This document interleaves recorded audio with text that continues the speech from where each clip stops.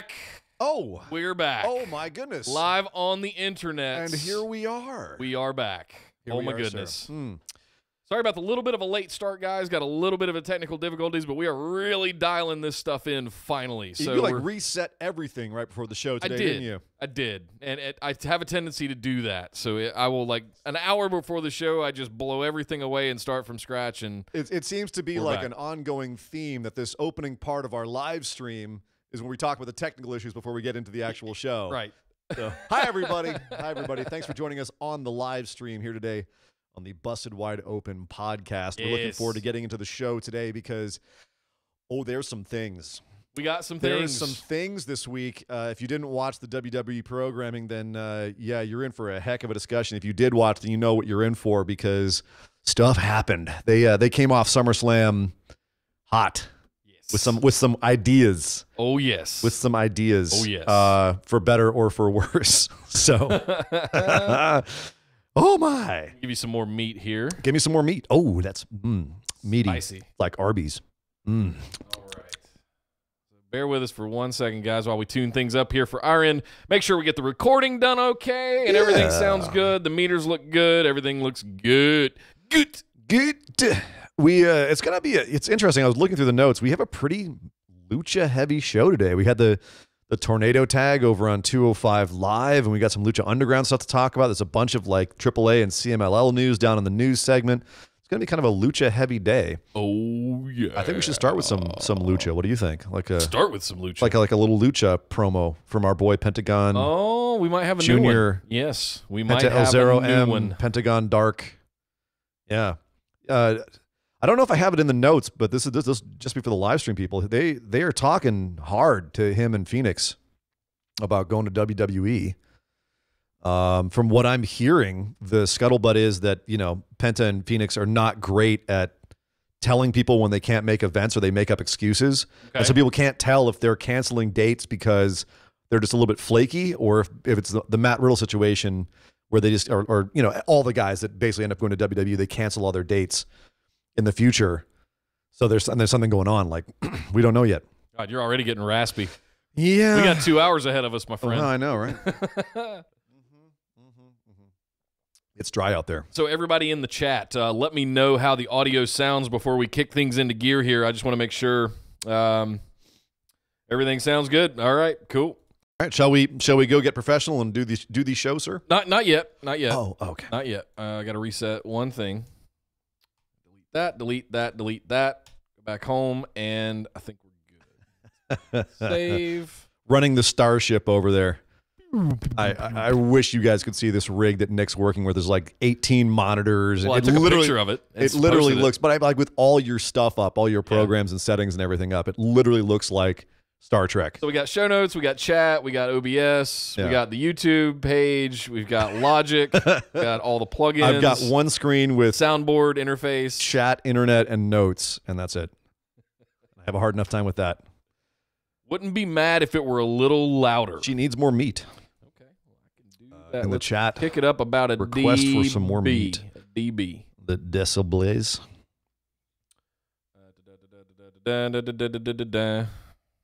You're singing our theme song now? I do it all the time. Do it all the time. We got to get some lyrics for that. Project for all the fans. Write lyrics to the theme song. Roman Reigns. Sucks. Roman Reigns. Sucks. Roman Reigns. Everything should just be Roman Reigns from now on. No. Yeah. No? In the future, John Sparta, all things are Roman Reigns. Movie reference? But what are the three? Anybody? What are the three shells for? Oh, that's what I'm wondering. Yeah. What are the three shells for? Okay. Tonight we dine at Taco Bell. All right. I'm ready. Are you ready? I'm ready. Everyone, you guys ready? We're ready in the chat. Ready or not, here we come. I'm going to push record so we can get things going. That's going. Looks good. Meters look good. Sound looks good. We fixed the problem we had last week. Thank you, B-Bosh, for pointing that out, by the way. But as we always do, we're going to kick things off with our good friends over at Blueberry. This episode of the Busted Wide Open podcast is brought to you by Blueberry. Blueberry offers the best media hosting, accurate listening stats, and their all-new PowerPress Deluxe sites, a no-setup WordPress website for your podcast with all the necessary links to share your show with the world built right in. If you currently produce a podcast and are looking for a better media host or looking to start a new one from scratch, head over to orbitaljigsaw.com/BWO and sign up for the best media hosting and a PowerPress Deluxe site to get your first month absolutely free. That's orbitaljigsaw.com/BWO, or just use the promo code BWO at checkout for your first month free. And with that said, enjoy the show. ¿Qué tal, amigos? Les habla el cero miedo de la lucha libre, Pentagon Junior, para mandar un saludo a todos mis amigos de este podcast. Y ya saben, puro cero miedo.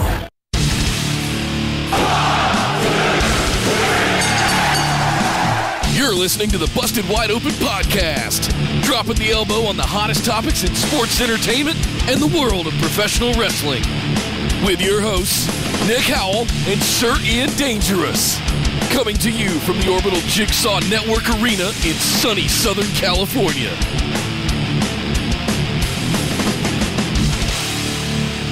Welcome back to the Busted Wide Open podcast. If you're joining us for the first time, I'd like to welcome you to episode number 88. Ooh. I'm Nick Howell. And I am Sir Ian Dangerous. Oh, Wendy!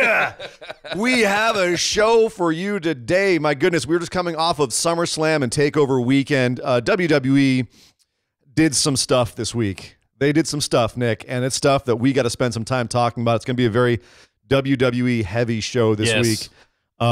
We got some stuff later on in the show, some New Japan news, some Lucha Underground stuff, obviously our news and notes segment, and our listener questions later in the show.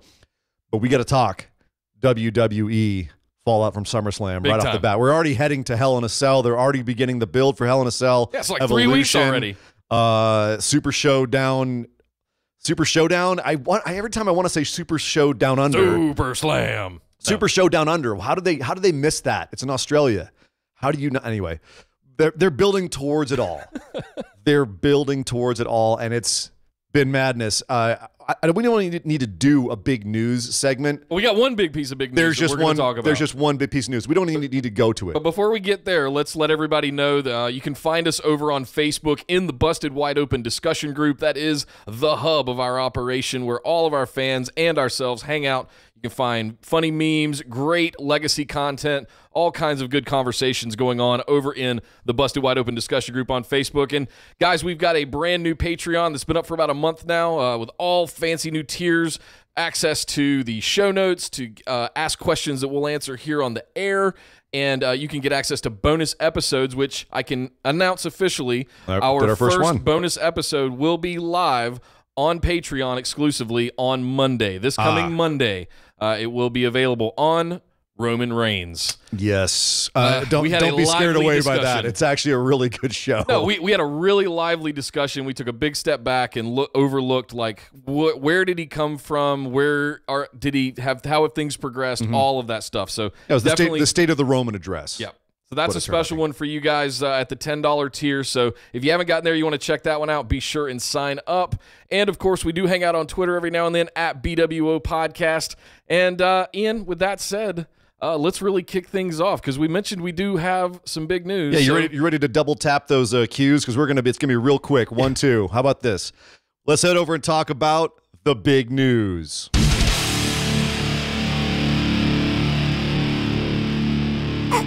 Sierra, Hotel, India, Echo. Ladies and gentlemen, the big news this week: The Shield has returned. Time to move over and talk about Monday Night Raw.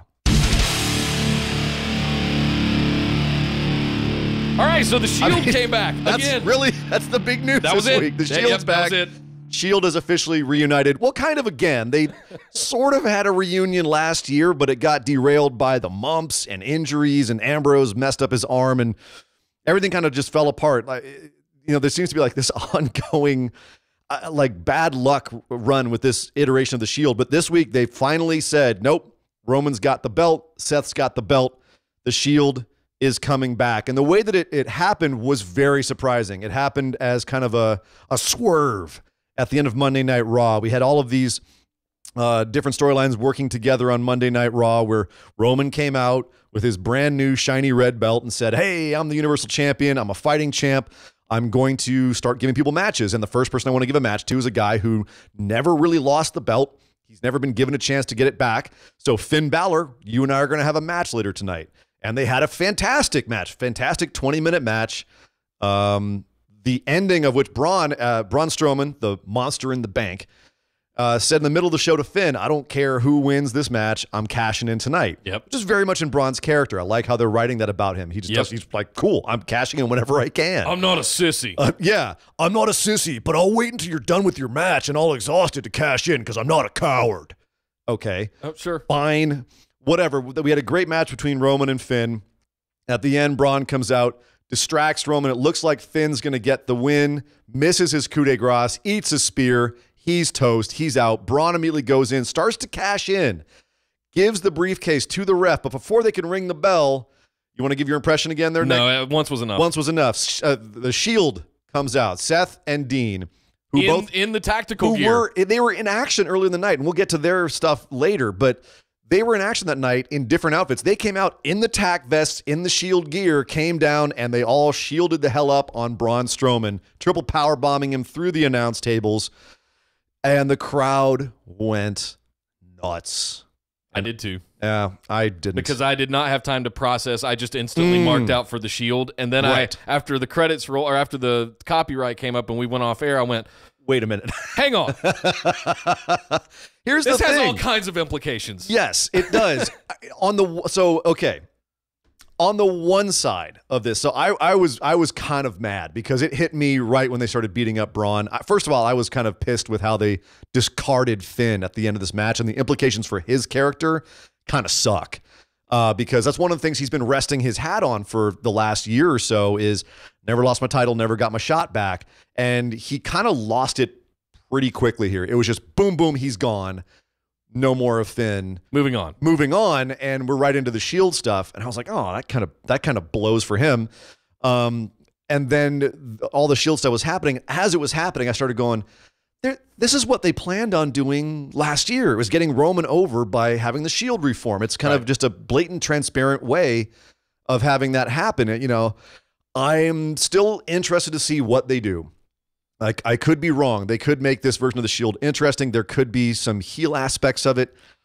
I hope. But at the same time, I'm very nervous about this just being Vince saying, y'all love the Shield, so if you don't want to boo Roman, I know you'll cheer him when he's the strong, silent Shield member. Play it out as a hypothetical in your head. Where do you see this going? You know, this doesn't have to be a full-on fantasy booking, but in your mind, what's the point and where are they going to go with this? That is my point, is I don't know. And there are so many different ways they could go with it. Yeah. That it could be good. It could be really entertaining and fun, or it could be really obnoxious and suck.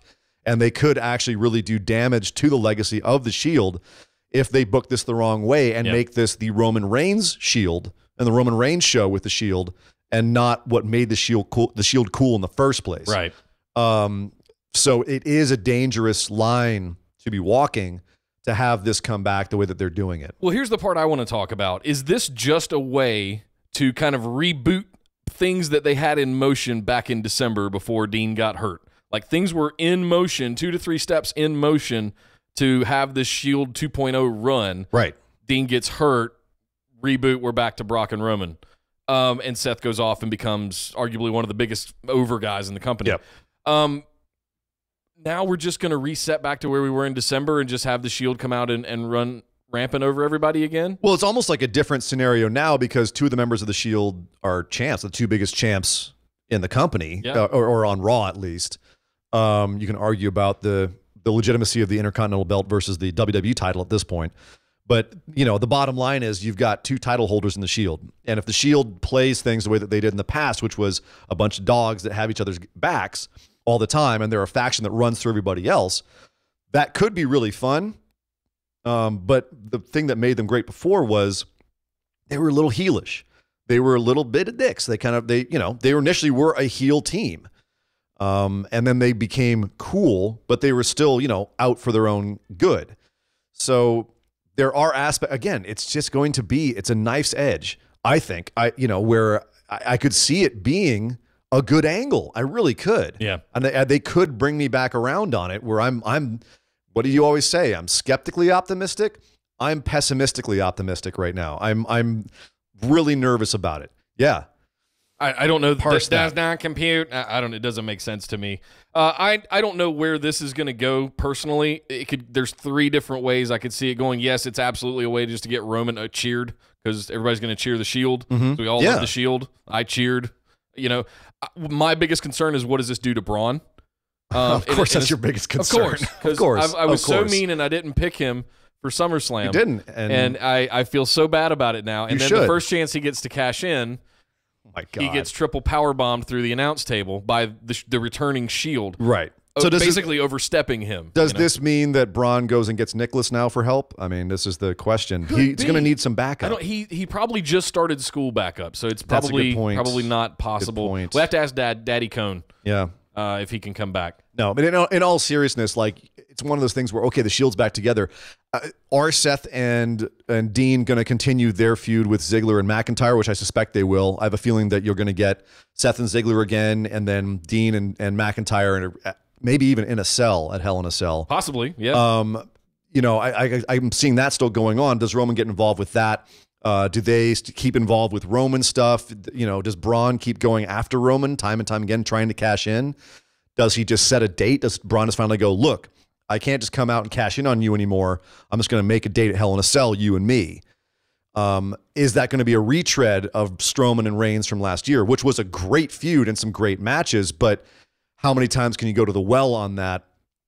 Does Braun then need to, because the Shield's circling around Roman, does he need to go get some help of his own? In all seriousness, does he need to go get help? We had people online speculating perhaps the Wyatt family resumes because Bray Wyatt's not doing anything. Luke Harper's now not doing anything because Rowan's injured. We'll get into that on Unless SmackDown. We forget, Braun Strowman originally came in as the black sheep of the Wyatt family. Exactly. Yeah. So I think that was Bebosh Online who said that.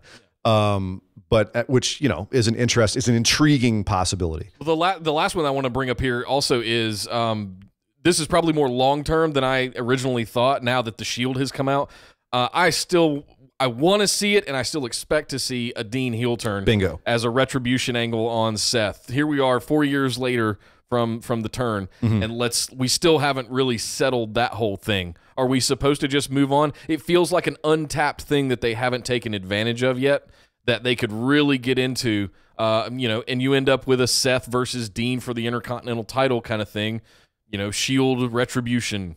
I don't know. There's all kinds of different ways they could go with this, and I really don't know. They did make a point. There was a match early in the night with Ambrose versus Dolph Ziggler. Let's get into that right now. Let's just knock it out real quick. Ambrose had a match against Dolph Ziggler, and to this point, Dean has yet to say a word since he's come back. Dean hasn't said a damn thing. He's just looked really scary. He's just looked like murder, death, kill Dean, right? Yeah. With these massive new traps and a kind of a new moveset too, right? He's working a little stiffer. He's doing some mat work. He's being more aggressive. He finished this match with a really nice pop-up dirty deeds on Ziggler that looked fantastic. He looks great coming back. But one thing that the commentary said was, man, there's just nobody more loyal than Dean. That got me scratching the old head. So how long does a Shield last before Dean possibly turns heel on him? Everyone's looking for it right now. Yep. And that might be... You mentioned his bigger traps. His head looks like it got bigger. Even though he shaved it, his head looks bigger. Might be the beard. I think so. It gives him a little bit more like length. He looks genuinely scary. I love the new, improved Dean, but the murder, death, kill Dean is... I'm digging it. Well, he's been in the gym for 9 months. I mean, he's going to look better, right? I keep remembering when Triple H came back from the quad injury, and he was just ginormous. His arms couldn't move. Because you get lats that big. He ate nothing but chicken and HGH while he was gone. But yeah, so we will see. We'll see what happens next with all of the pieces in these two big feuds right now. We got Roman, Braun, you've got Dolph Ziggler and Drew McIntyre, and Dean and Seth. They're all up in the air right now. And, Yeah, it's a big deal the Shield's back together, but what they do next is going to have ramifications for the rest of the year all the way to WrestleMania. Yeah, absolutely. And 3 weeks to Hell in a Cell, I think some of the outcomes that'll end up happening at Hell in the Cell will kind of drive some of that. Sure. I think it's too soon to start pulling the trigger on any of that stuff right now. Agreed. Let's have some Hell in a Cell Let matches. it breathe. Let it breathe. Yeah, the outcomes of SummerSlam end up at Hell in a Cell, and then we've got between September till... Of course, there's TLC in there and all that stuff, but I mean, you've got till Survivor Series in November. Well, all of October is spoken for with the Australia show and Evolution. So that's... wow, okay. You know what I mean? So, and who knows what they'll pull the trigger on in Australia, because if that's the same thing as Jeddah, Saudi Arabia, it'll essentially be a glorified house show. So they're not going to have anything major happen there. But we'll see. We had Roman versus Brock for the title there. Yeah, but nothing changed hands. You know what I mean? And the only reason that had any kind of meaning was because it was a botched finish. Yeah, fair. Lastly, just to put a cap on this, the speculation is that they're heading towards a Shield triple threat at next year's WrestleMania. That is currently seems to be the plan. So if that is the case, we're seeing that starting to get set up now. If that's the trajectory that they have for the Shield, I'm interested. Me too. So me too. As long as if they can pull that off, I'm not as mad as I was at the end of this show where I was like, oh, man. Well, speaking of mad. Uh-oh.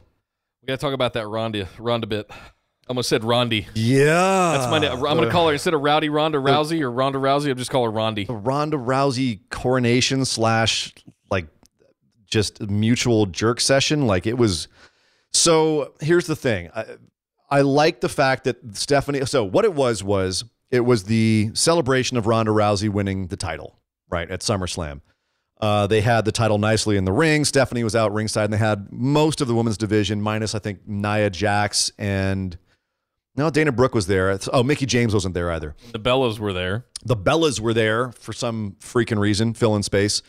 Right. But Stephanie was in the ring saying, hey, I'm going to present this title to Ronda Rousey. Isn't she great? She's... learned everything from me. I've built her up in my image. She's like my protege. Ha ha. This was good Stephanie material. You know what I mean? Yeah. Like sometimes she grates on me. I'm trying to get over my X-Pac heat for her where I just like, just go get off my TV. This was a segment where she worked to the strength of her character where you just wanted to punch her. And luckily she did end up in an armbar thanks to Ronda Rousey at the end of the segment, which is great. The issue I had with this segment was, one, the really self-congratulatory nature of the whole segment and the way that they tried to play it off by having Ronda, when she got to the ring, say, Steph, why do you have these women around the ring on the floor? They should all be in the ring with me. Everyone come up in the ring with me. Aren't I great? And then start calling people out like, you're great, and you're great. Natty, you're the cornerstone of the women's division. Sasha and Bayley, you guys had that wonderful match at TakeOver Brooklyn a couple of years ago. Wasn't that great? You guys are all the reason that this is here. And haven't done anything since. And, well, exactly. I'm getting into that. Ronda here is saying all this history in the division, how she's honored to be a part of it, which is, in my opinion, kind of, is trying to have your cake and eat it too. It's like, yes, that's the reason why a lot of people have pushback about Ronda getting the title so soon. And in addition, having Ronda call out that Sasha and Bayley had this great match, and it's one of the things that started the women's revolution. Yeah, they did. And look where they are now. Losing regularly to the Riot Squad, having a weird stop-start feud with each other, perhaps being part of the tag division. Maybe they've got plans for them. Maybe they don't. They haven't done anything significant since that match. That you can call out that didn't have Charlotte involved. Maybe Elimination Chamber when they had that little tease of, that's what I'm saying. Turning on each other. That's not on the level that we're talking about. Like nothing. That's all you had to call out by Ronda here. So that in some ways to me points out how poorly the women's division is being handled. Yeah. Especially when you have the Bellas coming back in, who, as I said, are just leftovers from the Divas era. My take on this is I understand that this is sensitive because I want the women to have all the things. That's really where I stand. I want them to have their own pay-per-view. I want them to have these kinds of accolades because we have frankly treated them pretty poorly as the wrestling business for a really long time. So I'm happy that this is going on. I'm happy that these past few years have been this kind of watershed moment for women's wrestling. I want to just be out there saying that. But it can be done organically. It does not need to be just bludgeoned over our heads like this in a borderline uncomfortable fashion. And that's where I start to get, It was cringy, wasn't it? You get the eye rolls, you get just all of this stuff. And I want all of this to happen. And if they would just let it happen rather than trying to make it happen, it would be so much better. We do call out WWE for this a lot, as the patting itself on the back and the shallow platitudes. Yes. And instead of doing, they talk a lot about it. And they try to retcon history, and they try to make things happen by saying that they happen or that they exist, as opposed to actually just, going out and doing it. And that was something that was really just kind of, I couldn't help but have the sense of that in this segment. Yeah. That being said, I'm still excited about Ronda Rousey. I do see the benefit of having her be the women's champ. I don't like the fact that it seems like they're looking at doing a Nikki Bella Ronda Rousey match at Evolution. If it's a squash, I'm in, but then it's another Ronda squash, and it's kind of like, but I do see the value in having Ronda be one of the top people in your division, even though I think they gave her the title too soon. I see the value in it because of the mainstream appeal that she has. From a business standpoint, it does make sense. It's just a matter of creating everything else around her in not quite such an obvious way as they did in this segment, to reflect why she's the champ, if that makes sense. I don't like the fact that we're playing lip service to Sasha and Bayley here, and to some extent the other women as well, while at the same time congratulating Ronda for doing pretty much nothing. Yeah. Except for just existing. Yeah. That's it. I could repeat everything I've had to say all year, and it's just kind of playing out right in front of me, and I don't know what else to say about it. Well, let's move on. I want to like Ronda. Let's move on. There'll be more. There'll be plenty more to talk about this. Yeah. I'm sure. Just this week, it left a bad taste in my mouth, and maybe that will change. Maybe they'll right the course before Evolution, but we shall see. I don't know if we're going to be able to kick the bad taste out of my mouth from this week's Raw. Other than now that we're past the Shield. Well, you were already. really mad after the match on Sunday, where they had that long congratulatory kind of outro to the Ronda match. This just compounded it exponentially. Yeah, I agree. Actually, this was compounded 100% with that. unnecessary. Yeah. Well, I understand what they were trying to do. I just don't think they accomplished it. Speaking of unnecessary, by the way, Triple H, as he does, came out and put himself over. You think this was with him putting himself over? Oh, of course. Imagine Sarcastic. that, right? Hashtag sarcasm. Yeah. I like when Triple H comes out and he does it so rarely that it kind of has meaning. But when he gets out there, and he's great on the mic and he tells these epic stories from days of yore. There's years of my life I'll never get back from him opening Raw every week for a few years there. The Authority would open Raw and Triple H would just monologue. Or DX in the 90s, you know? At least in the 90s, it was kind of, I don't know, it was still fresh, I guess. In hindsight, yes. Anyway, so yes, we're going to have this big thing in Melbourne, hoedown in Melbourne, whatever they're calling it. Showdown. Cash out in Melbourne. I don't even know. There's all kinds of different names, right? I think they're just calling it the Super Showdown. Okay. I'm going to call it the hoedown. Okay. Because not to do with hoes. I'm not the Godfather. We call them hoedowns. I was going to say, they're bringing back the Godfather for a match with Undertaker? No. No. That would be funny. That would be worthwhile. I'd fly to Melbourne to see that. Talk about a squash match. He'd be in that casket faster than Rusev and Aiden together. Right. No, Triple H came out to hype up his match with The Undertaker in Melbourne.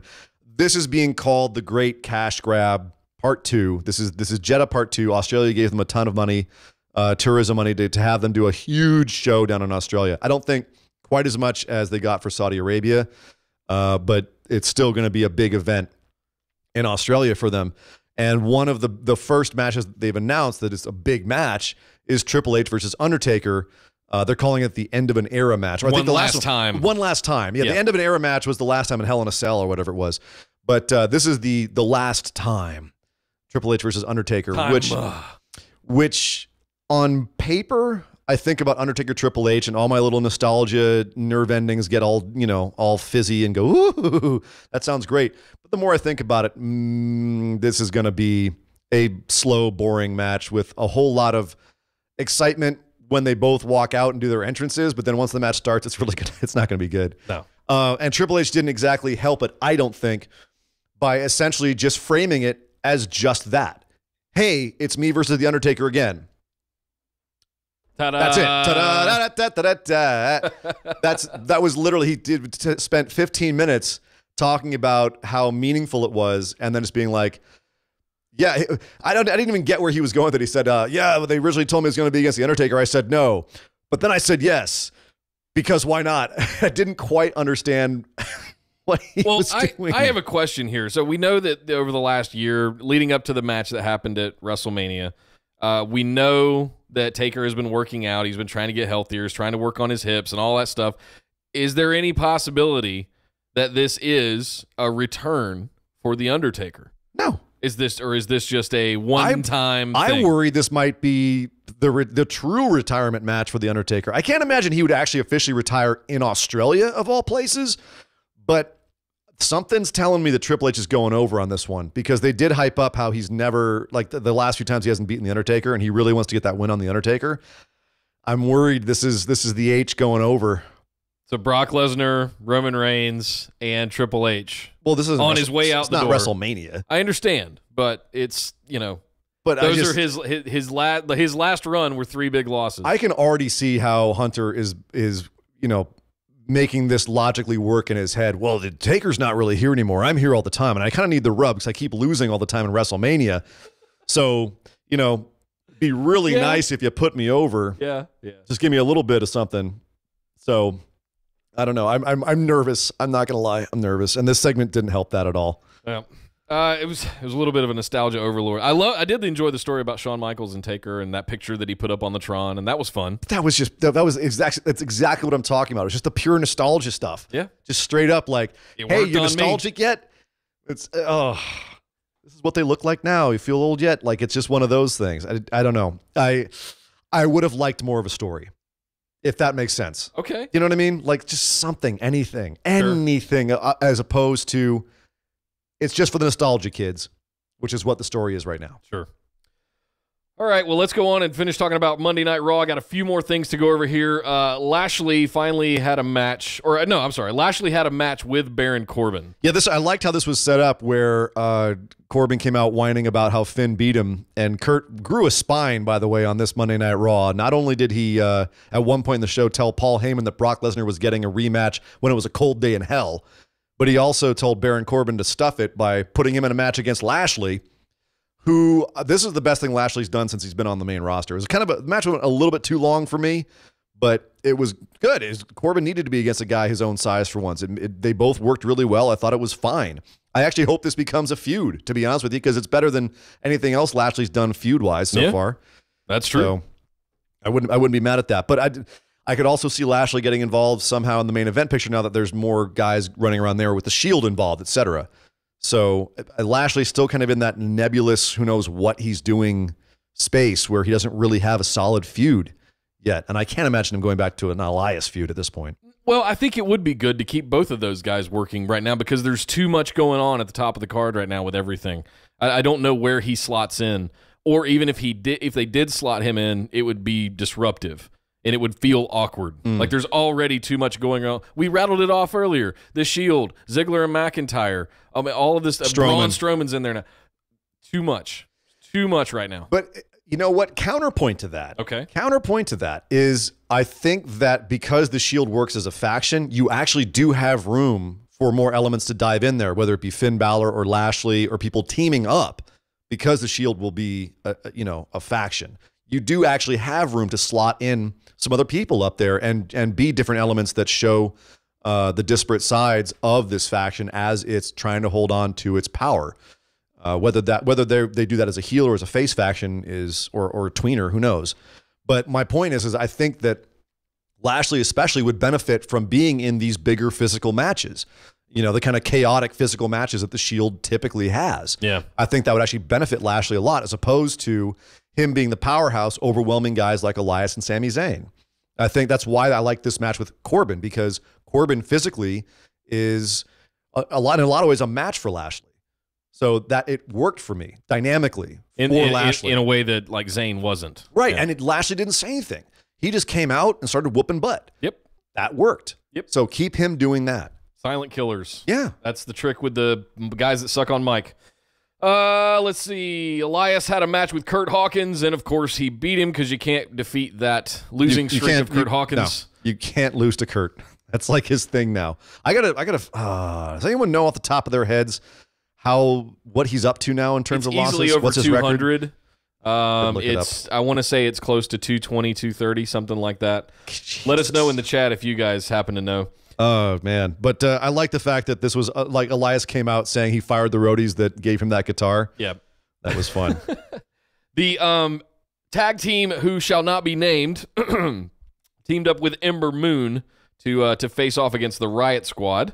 Also continuing to tease this potential women's tag team division within Monday Night Raw. Yeah, this is one reason why people think they had kind of the sour face during the Ronda Rousey segment, is that there was a triple threat. It was Riot Squad versus Sasha, Bailey, and Ember Moon.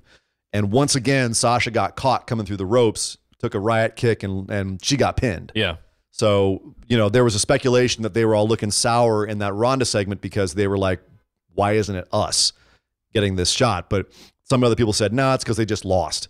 So they're selling that. That's Who fair. knows? And I'm a big fan of Ruby Riott, so I want to see her get more and more of a push. I think there's gonna come a time, her and Ember Moon both. Well, and I think she's are gonna looked have a really good time. since coming back. Yeah. They've kept her looking nice and strong, and they've made the Riot Squad less of a joke. Yep. Which is the only upside I can say to this. Hey, by chat, the way, Joshua Falkenberry. 0 I was right, 219. 220. So 220? Oh no, it's 219, but I was close guessing. So I said 220, 230. August 20th, they said 0-219. Well, he's right around there. It's Sure. it's a significant it's a significant streak. Moving on. Anyway, AOP beat the hell out of Titus Worldwide. Yeah. I enjoyed seeing this finally. This side of AOP. and here's the other interesting thing about this. There's been a rumor that Apollo is due for a singles push, finally. And it looks like he's going to possibly turn heel on Titus or vice versa. One of them's going to turn on the other one. And Apollo will go on as a singles wrestler with Dana Brooke as his valet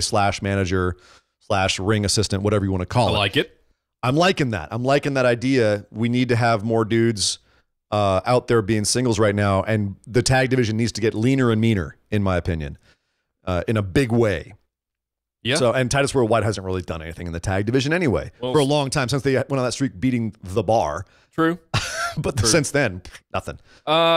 Staying with the tag division, we had the B team, Bo Dallas and Curtis Axel come out and end up signing up 2 singles matches for each of them against the individual members of the Revival, to which they handily lost. They got squashed. They got straight squashed. beat. And I was like, yes, well, maybe they're listening. Maybe they're finally getting it.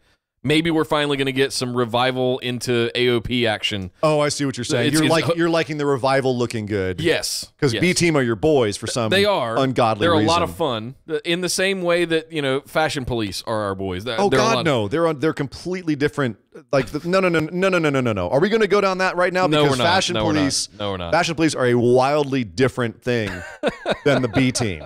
Wildly different. They exist almost in completely different universes. Fine.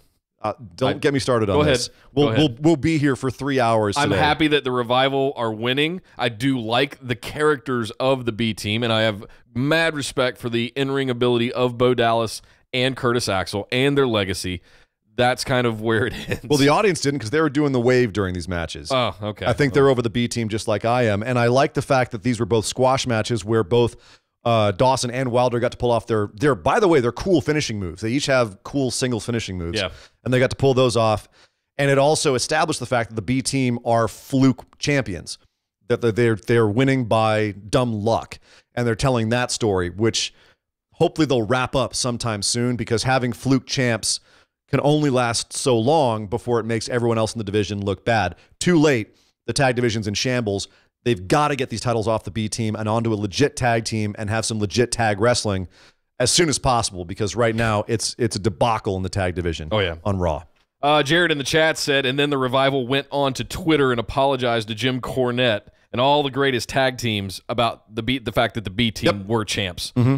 Yeah, Hilarious. the Revival have long been awesome, just smart bait online on Twitter. The whole F the Revival movement. Yep. I love it. Love that. Yep. Lastly, in some final news, you did mention that Kurt is apparently on leave indefinitely earlier in the show, but he also told. Well, no, I mentioned that he told Brock to go F himself. Basically, he told Paul Heyman he was not getting this rematch. Right. But yes, to talk about what you're talking about. So Stephanie, after getting put in that armbar by Ronda Rousey, was in the back and icing herself up. And she said, Kurt, you're not really doing a good job running the show. Where was the help while I was getting my ass kicked by Ronda Rousey? Why don't you take a little time off, go on vacation? I'm leaving Baron Corbin in charge. Oh. So it looks like in some respects, the authority, air quotes, is back. But I'll say this. Baron Corbin has been killing it as the constable. Yes. I am nervous about the authority coming back per se.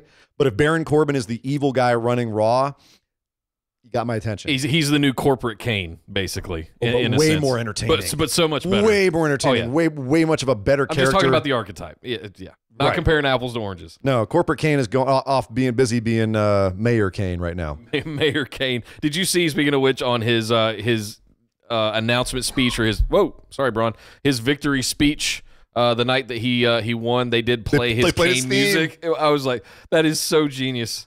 Can't make that shit up. Your mayor comes out like this. I Like, wonder if he had pyro. I doubt it. I think Knox County is kind of a dry county. Might go up in flames. Oh, a dry goodness. county. But no. not what dry county means. Anyway, that's work Monday with Night me. Raw. It was mostly a travesty. We had the great interaction or surprise of the Shield. We had the Shield, and we had a really good match between Dolph Ziggler and Dean Ambrose. A really good match between Finn and Roman. There was some big ups. What do you mean? It was a great match. I love watching those two work together. Finn, obviously, really much. He's actually said on, I believe, Austin's podcast, was Austin's or Jericho's, that he loves working with Roman, that Roman's really easy to work with. They obviously have good chemistry together. I'd love to see those guys wrestle more. More Seth and Finn, in my opinion. IMO. So. Oh, yeah, Seth and Finn, too.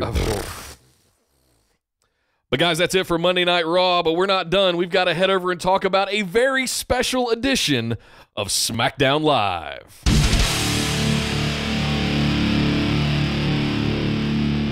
Why was it a special edition of SmackDown Live? Because it was a special edition. A very special edition? It was a very special edition. I have no idea. I don't know. It was. They never explained why it was special. It felt like another SmackDown Live to me for the most part. Yeah. All right, there's a lot of things we have to talk about on this show, and I was trying to figure out which one to get to first. But we need to start with, in my opinion, what is the biggest news story / controversial topic to discuss that's happening on SmackDown right now. It's also my favorite angle on WWE right now because of the layers that are going on with it and the nuances and the interesting character development. Becky Lynch. Becky 316. Oh. Becky the heel. We need to talk about pause this. For a second. For the listeners that might not know what that means, when you say Becky 316, break that down. Who doesn't know that? Okay.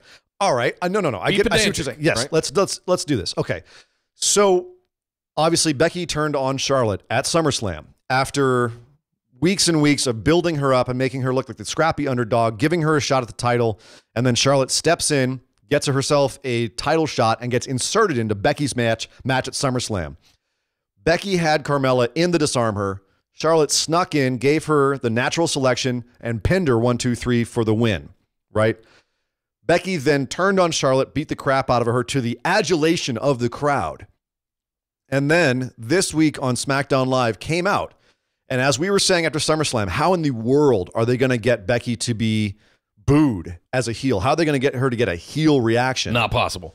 The way they built her, all of her actions are justified. Her anger is justified. Her attacking Charlotte is justified. Of course, and they spent the last few months building her up as a relatable underdog babyface who's finally getting her turn against these bigger stars who have been taking her spotlight. Yeah. Right? It's the ultimate underdog story.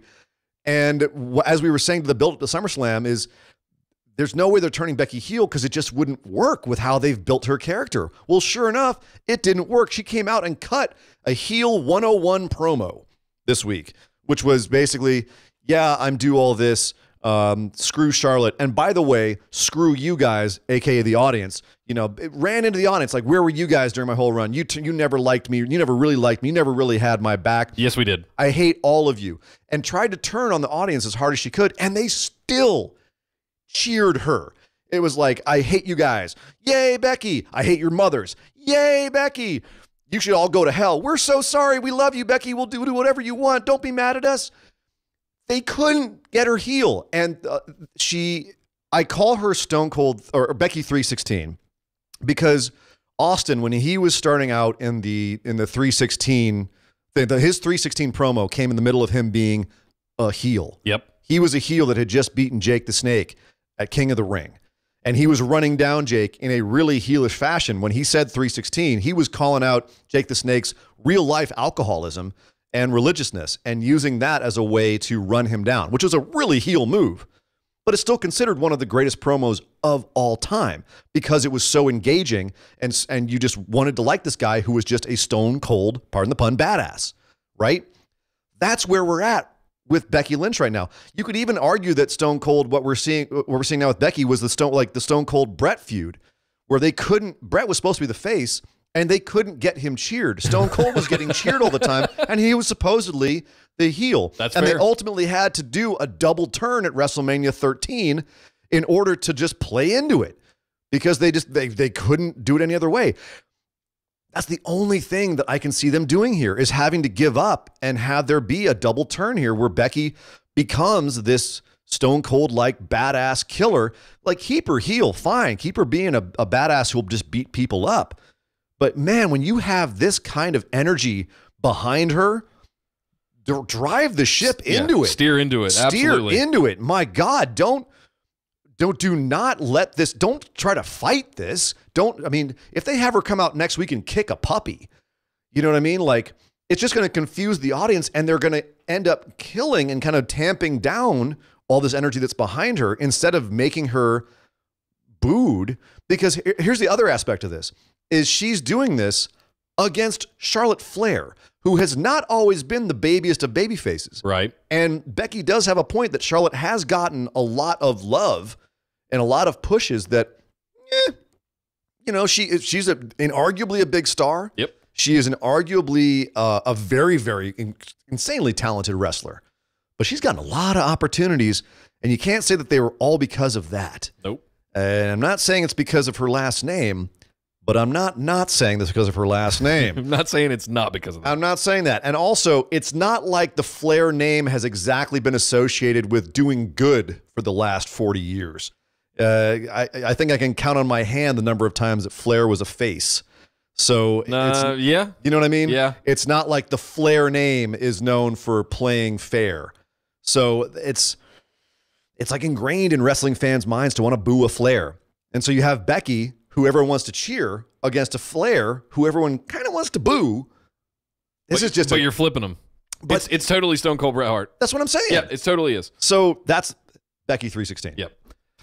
The interesting dynamic here for me is how R-Truth is trying to wriggle his way into a championship opportunity. Complete aside from what we were just going over and everything, but him coming back and badgering Paige and Carmella that he wants a match with Carmella so that he can get his championship opportunity. I think that is hilarious. That's an aside and a half, but yes, it was. I had to get that out there because that's a whole dynamic of this match. Look, next week we've got Charlotte facing off against Carmella. Carmella asked for her rematch. Carmella gets a rematch. Got it next week. Are we going to see an R-Truth run in here? Oh my God! Are we going to see an interference where he tries to get involved? As long as it doesn't affect the match, it'd be fun, and I think it's cute. It's cute, and I like the consistency that they're having with his character. But no, I think we're actually going to see a Becky run in, realistically. Yeah. Here's the thing. You think she's going to get booed? She took out, they took the whole women's roster this week after Becky gave, by the way, her absolutely money promo. That girl is killer on the mic. She's even more of a killer as a supposed heel. And there's another actually thing I want to talk about with that in a second. But anyway, Charlotte came out. They had a tussle. The whole women's locker room emptied to try to pull them apart. Right. And even then, everyone's cheering Becky. If Becky comes out to interfere next week, you think she's getting booed? No. Becky also this week was on, let me find out what it was. She was on Gorilla Position, the Gorilla Position show with James DeLoe. She actually kind of elaborated on her promo before she did her promo on Tuesday night. And it was, in fact, I thought a much more logical, much better promo. It gave her a little bit more of the heelishness. Yeah. But unfortunately, it also really established her position as being more relatable. So Here, okay, let me quote from it. All right, go for it. In 2017, I had one title match. Should I do some Irish accent? In 2017, I had one title match, and that was at WrestleMania. No, never mind. That was actually really good. And it was a 6-way. I haven't been given a fair shot at all. I am the best on this roster, both Raw and SmackDown, and I've proven that time and time again, yet I don't get the opportunity. Why is that? Is it because I'm not blonde enough? Is that it? Is it because I don't have enough enhancements? Is that it? I'm treated like the redheaded stepchild of the entire women's division. Yet I have proved time and time again that I am the moneymaker, that I'm the person that people will tune in to see, that they will care about, that they want me to win. Yet it's being stolen from me every single time. Yeah. That sounds like an underdog face promo, if I'm being honest. That's the thing. That if they're going to actually do this double turn, that's the kind of stuff they could absolutely steer the ship into. Yeah. But I mean, when do you do that? You can't do that as soon as Hell in the Cell. It's only 3 weeks. I don't know. I'm not ruling anything out at this point. Yeah, I'm trying to find the part where she throws shade at Alexa Bliss, but I can't find it right now. But I'll post it in the Facebook discussion group, which if you're not a part of, you should go check out because we do lots of fun stuff there. Anyway, so lot of stuff to unpack about Becky Lynch this week, and I'm terrified it's going to be another Rusev Day situation where they don't realize what they have until it's too late. And then they try to turn the ship into it and go, okay, well, we're giving you what you want. And everyone's like, yeah, we're over it now. You killed us on it. So they've got something here. Rusev Day is still salvageable. They've got something with Becky Lynch here. And something really special. Yep. With what they've built, with what they've, I'm terrified that they won't come around to what they could do with this in time. Well, hey, another good news. We've got new SmackDown Live Tag Team Champions. The New Day had a rematch, I guess you could say, against the Bludgeon Brothers. This actually did make sense at first. I was like, why are they getting a rematch? Oh, right, because the Bludgeon Brothers got disqualified, so they get a rematch, only this is a no DQ match. So, of course, tables, ladders, chairs, works, and of course, and mallets. Bludgeoning mallets. Yeah. So the reason for this, if you weren't aware, Eric Rowan did actually suffer an injury on Sunday at SummerSlam. He tore his bicep. It has not been reported how badly he tore his bicep, whether it was a partial tear or a full tear. But either way, he's having surgery, I think either today or tomorrow. And if it's a partial tear, he'll be out for 3 to 6 weeks. If it's a full tear, 4 to 6 months. So could be the difference between taking a little bit of time off and being gone for a long time. But anyway, that's why it seems to be weird that they would lose the titles on SmackDown after defending them successfully at a pay-per-view. That seems odd. Yeah. Especially with the no DQ stipulation, which favors the Bludgeon Brothers. And frankly, this match, they had to do some work to make that. After so long making the Bludgeon Brothers look like dominating monsters, Kofi had to kick out of a crucifix bomb onto a ladder, which really kind of struck me wrong. I'm like, dude, come on. That's their finishing move onto a ladder. And Kofi's like, yeah, I got this on the 2. Not even a 2.99. Like, I got this.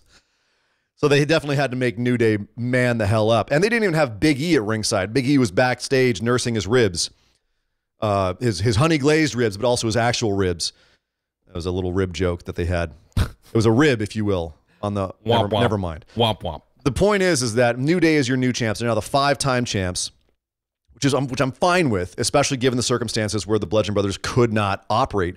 By the way, manning up, Eric Rowan working this match, with a busted arm. And it was all kinds of wrapped up. Yeah, and you could actually see him, like, he went to go punch right at the top of the match. He goes to punch either Xavier or Kofi. He goes to punch him and goes, oh, crap, I shouldn't do that.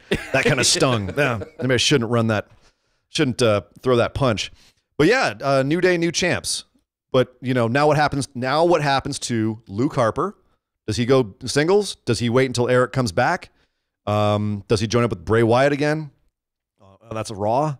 And then who steps up to face the New Day? The Bar next. We have a. I mean, if Matt Hardy's out, I could certainly see them moving Luke Harper to Monday Night Raw to do something with Bray, with Matt Hardy being out now in his pseudo retirement that is not confirmed that we think is going on right now, being a part of the picture as well. So I could certainly see the Wyatt family reconstructing, leading to something maybe with the Shield, going back to what we were talking about earlier. Man, remember the last time the Wyatt family and the Shield had matches? Yeah, that was good stuff. That was good stuff. That was really good stuff. But anyway, that being said, yeah, I'm not sure what happens next. I know that next week we do have the Good Brothers versus the Bar for the #1 championship. I like where this is going. Contendership, number one contendership. I don't know. The Good Brothers look kind of like goofs when they did this backstage promo with the Bar. Sure, they kind of have since they've been on WWE, though. They haven't looked like the absolute tag team monsters that they really are. Could be. Yeah. Yes. And I think the Bar New Day has been done a lot. Yes. To be honest with you. A little bit too much. So I'm curious to see where they go from here. Definitely lots of options, I think. One last thing with the Bludgeon Brothers being out. One thing that we've been saying for a while is, why is AOP not getting pushed? Why are the Authors of Pain kind of being kept low on Monday? And my speculation on it was that Authors of Pain are very similar to Bludgeon Brothers, two big guys that come out and beat the crap out of you. They're doing that brawling style. Bludgeon Brothers were Vince's project, as you could tell by the goofy early 90s gimmick. Yep. That was saved only by the fact these are two incredible wrestlers. So now that they're sidelined, is this the open door for Authors of Pain? Because now there's not another similar tag team out there.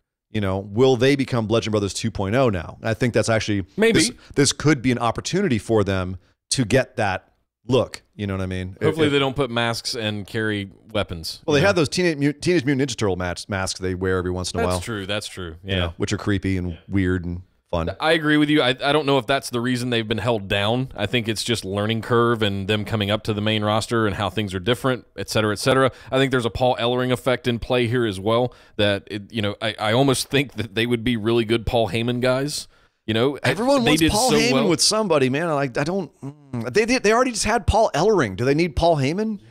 I think it would be great. Just get actually. Paul Ellering back. You don't need Paul Heyman on AOP. He can't handle the travel schedule.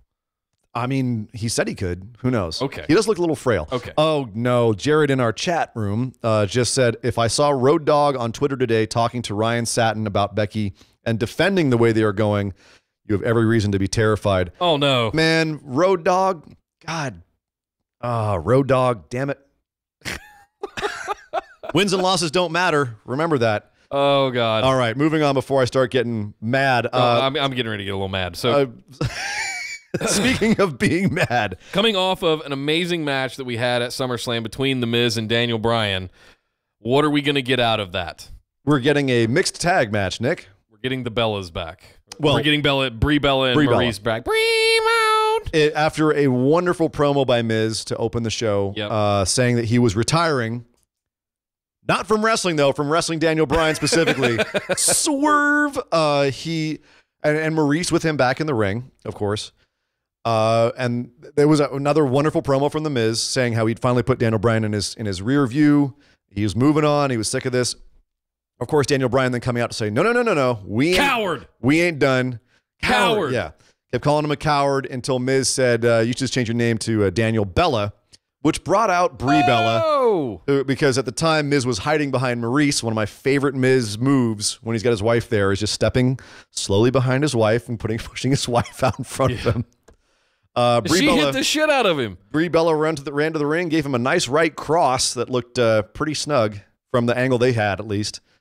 And it looks like we're going to be getting, like, just as we had suspected after SummerSlam, we are going to suspect this. We are getting. I expected this to be later on. But we're getting into this Hell in the Cell. Daniel Bryan and Brie Bella versus The Miz and Maurice, who I'm shocked they're letting get back in the ring after 4 months after giving birth. Like, wow. All right, that is some rehab right there. Yeah.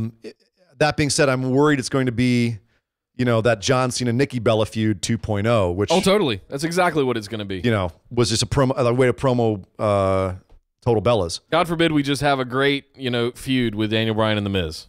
God forbid. Maybe they go back to it after this. We go back to Miz and Daniel Bryan in Australia, and then I don't know.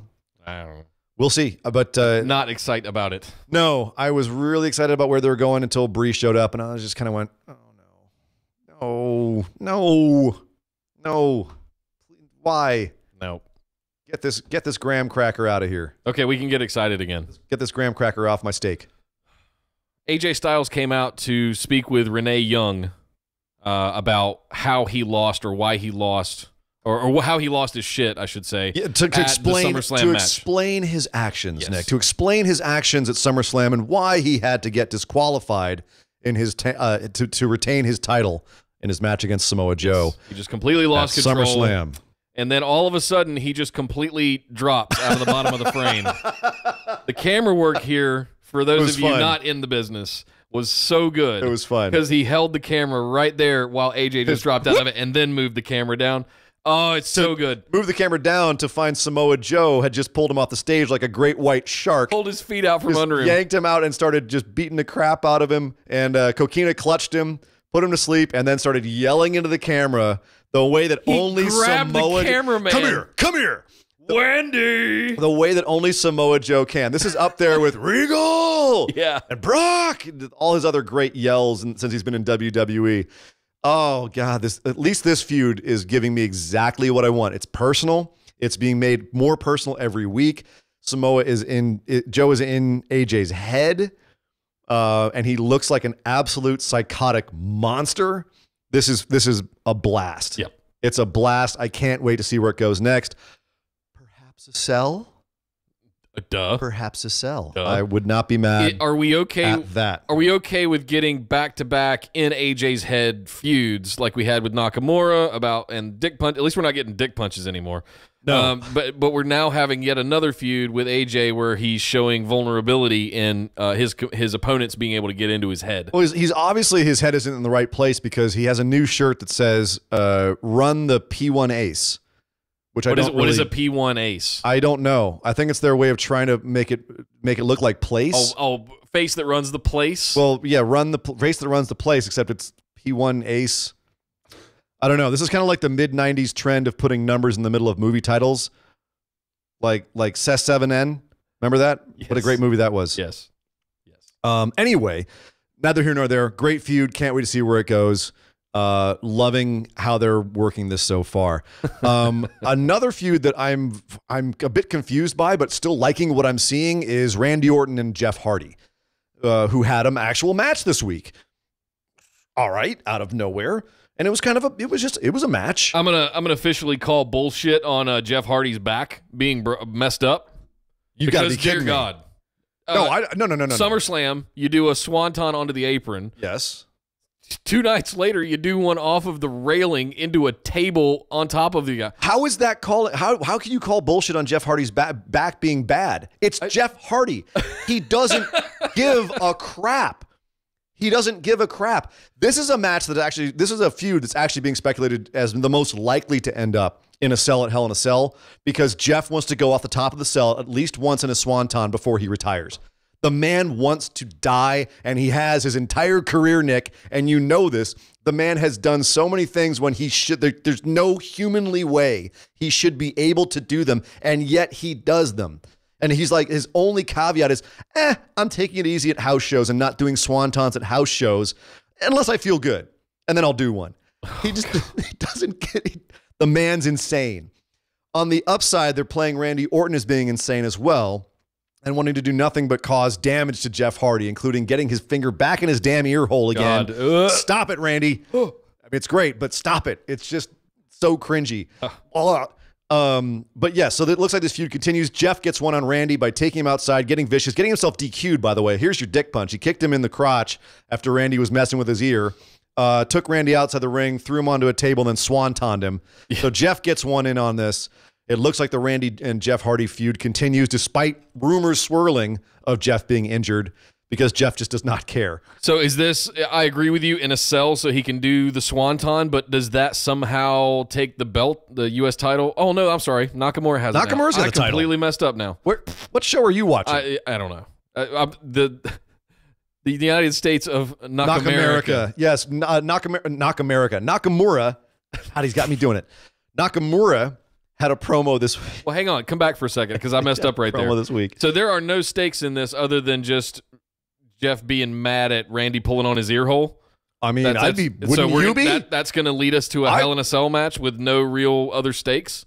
Man, someone tries to rip my ear off, I'm putting him in a cell. Yes, I'm fine with that. So you can legitimately see a spot where Randy's laying on an announce table and he swantons off the top of the cell. You can't? Breaks his back and You ends can't his career. see that. Yes. I can't see that. It's Jeff Hardy. I can't see that. He'd have done it by now.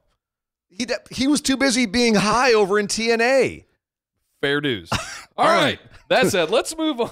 Real quick, Shinsuke Nakamura had a promo where he said it's the United States of Knock America. Who knows who's coming for the U.S. title next? I'm not sure what's going on there. Rumors that EC3 is getting called up. Who knows?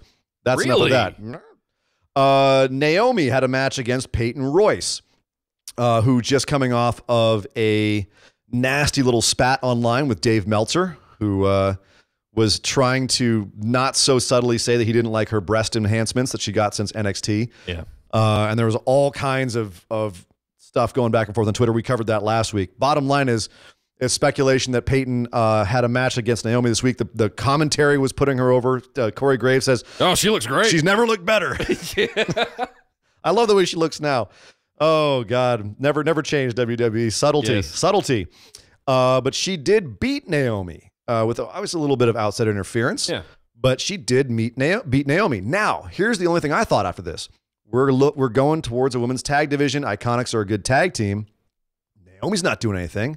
Natalia's not doing anything. Natalia's on Raw. But I can't keep track of where she's at. Does Naomi get herself a tag partner to face off against the Iconics? Asuka. Asuka ain't doing nothing. Okay. I don't like it, but that's the only woman I could think of that's free right now. Asuka's a sore topic, and I don't know that we have time to even crack that can open right now. Because I have so much I want to say.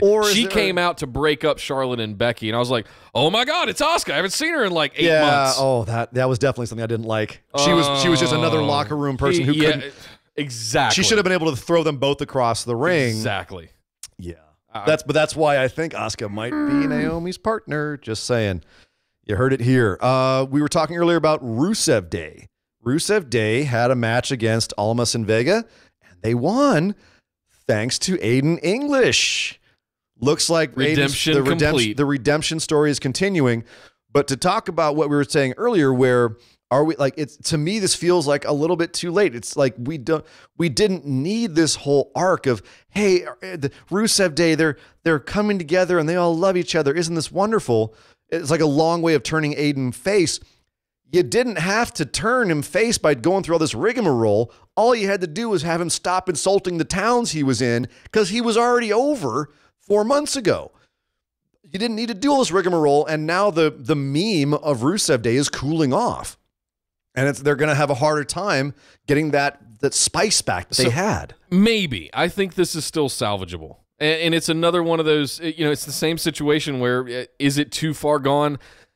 It's not going to be what it was, but I think it's still salvageable. So I liked this as a redemption angle. I'm glad they didn't just like completely turn on him and dispose of him with the baby water, or the bath water.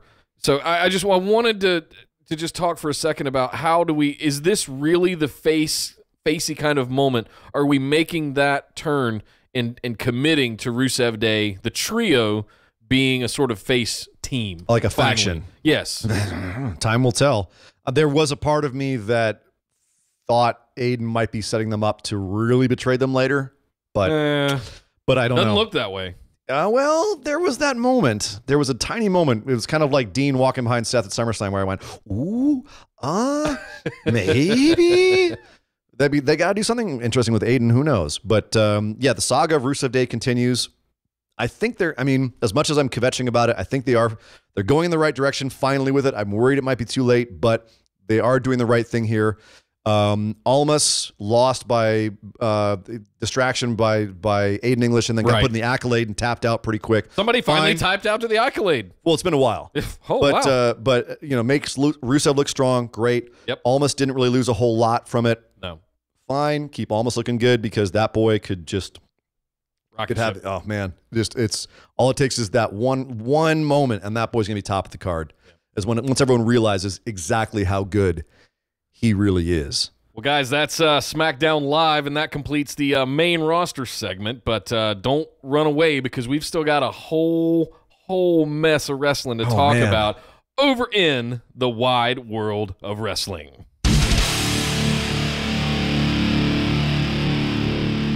So So coming off of NXT TakeOver, we had the typical recap episode. Not oftentimes, every time after a TakeOver, we have an episode that recaps what went down at TakeOver and has a couple of other matches from the TakeOver show that aren't shown as a part of TakeOver, but happened at the same venue. Yeah. We had a match between Bianca Belair and a debuting Deonna Purrazzo. Hello.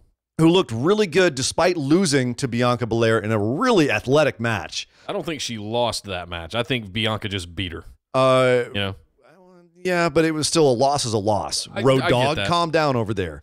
But the bottom line is Purrazzo looked good. They promoted her being in the Mae Young Classic. I have a feeling she'll probably have at least one win over there to make up for this. Oh, yeah. Bianca looked fantastic coming off of quote-unquote injury, whether it was a legit injury. Drinking on her honeymoon. Right, the hangover from the honeymoon. We also had a recap of the Velveteen Dream and EC3 match with both of them giving promos backstage. Dream being evasive and saying, you'll find out what I'm going to do next Wednesday. EC3, sitting a crown on Kathy Kelly's head. Incidentally, by the way, the crown he put on Kathy Kelly's head was King Ricochet's old crown. When Ricochet was King Ricochet, that was his crown. It was a nice little callback. EC3 was also recapped the match, said he's going to go get some more victories, but they also asked him about what he saw that night that Aleister Black got attacked in the parking lot, and he did a nice job of throwing out all of the fish, all kinds of red herrings. Could have been Lars Sullivan, and at the end, it could have been him. We don't know. He specifically spent some time on Lars Sullivan. He did. So that's currently my pick for Retribution. Yeah. The fact that they turned into it so hard, I smell a fish. And then they tried to show the security footage and somehow show like 4 pixels that were supposed to be Nikki Cross. We enhanced this. We enhanced the picture. She's perching like a gargoyle on the roof, overlooking everything. I could totally see her doing that. But at the same time, I didn't see that in that enhanced footage at all. No. It looked like a blob. I'm like, how did you tell that was Nikki Cross? How could they? I don't know how Maurice said that with a straight face. I like that they're setting up the fact that Nikki might know who did it, but she's so nuts. There's no way you're ever going to get the true story out of her. She could say it was the gingerbread man. Or exactly. Right? It was the one-armed man. Sure, it was Loco. Yeah. We also had a recap of the Ricochet and Adam Cole match. Ricochet was confronted by the other members of Undisputed Era backstage, but they backed off when Pete Dunne showed up to confront them. Ricochet said, "Thank you. Thanks, buddy." And Pete Dunne goes, "I'm not your buddy. And in fact, you've got something I want, that gold around your arm." Pete Dunne looking at the North American. He's already got a belt. Pete Dunne won another belt. Give him all the belts. Bottom line is we're getting a tag match next week. Pete Dunne and Ricochet versus Undisputed Era. Officially booked. Are we building towards a Pete Dunne Ricochet program? Yes, please. Because if so, I just goosebumps. I got goosebumps. More on Pete Dunne in a second. We did have the fallout from the women's match. We had all 4 horsewomen of MMA backstage. Including Rousey. Who apparently is a heel in NXT, which is an interesting dynamic. Kind of like how Triple H can be a face in NXT, but a heel on the main roster. Looks like they're doing the opposite with Ronda, which I thought was interesting. Shayna saying that she was not beaten by Kyrie. She just lost to her. Yep. She wasn't beaten by her skill or her wrestling ability. She lost. She was the one. It was her fault. I like that take on Shayna's character. She's got something now to prove. Yep. And I wonder if Kyrie might be transitional in this or what exactly is going to happen to Shayna. I don't know. There was rumor and speculation of Shayna being appearing if and when she lost on Saturday night, that she would appear on SummerSlam the next night or on Raw to back up Rousey. You know, we're past all that now. I don't know if there's any merit to Shayna being called up anytime soon. We'll see. I think a lot of that stuff, I mean, we're not too far off from January at this point. Yeah, now that we can be Rumble surprises. Now it's looking like we're getting Nikki Bella and Ronda Rousey at Evolution. Yeah. It looks like I think that's less likely we'll see Shayna come up until later. And also, this speculation is still out there. We're going for Ronda Charlotte next WrestleMania, which, if they do things right, make it the main event. It could be Ronda, Charlotte, and Becky. But I'm sorry. That's me over here being a fanboy, saying, you only have so much money on this table here. This is real quick. Okay. With this one more damn thing about this Becky thing. I'm not looking at this strictly as a fanboy. I'm looking at this from a financial standpoint. Okay. Money on the table. The same way I looked at Rusev Day. I'm a fan of Rusev Day, but at the same time, stepping back, I'm looking at the reaction that they got and saying, this is money. This is free money, this reaction. When you have something hot, you turn into it. And WWE does enough hot shotting as it is. We're like, oh, we're just going to do this. Why is it so hard to see a reaction and pivot towards it? And with this Becky thing going on right now, how is it so hard? You say, oh, well, we wanted to have her be this dastardly heel, but man, we're just not getting that exact reaction, but we're getting something here. Can't we adjust this just enough where she's still a heel, but we're playing into the reaction she's getting from the crowd? Because it will mean more money, more eyes on our product, more people interested in it, because we're obviously engaging them in this particular aspect of storytelling. Can I make a point? Yes, It's please. been 4 days. Let's everybody just calm down. I can't, man. We got a long way to go. I can't. I think they know what they've got, and they saw it this week. They're not dumb. They're not blind. They got there's 4 days. It's been 4 days since the turn. So let's woosah. I can't. I had a venti today, dude. Oh boy. All right. So moving on, we had Pete Dunne versus Zach Gibson for the UK Championship. Was the main event of NXT this week. Ouch. For those that didn't see it, this is a rematch of their match that they had at the Royal Albert Hall. Was it them that had? No, it was just Zach Gibson beat. He was the one that won the tournament, right? To get this opportunity. So he finally gets it. That's what it was. Finally had his match, slobber knocker of a match. These boys beat each other up. Had some great innovative offense.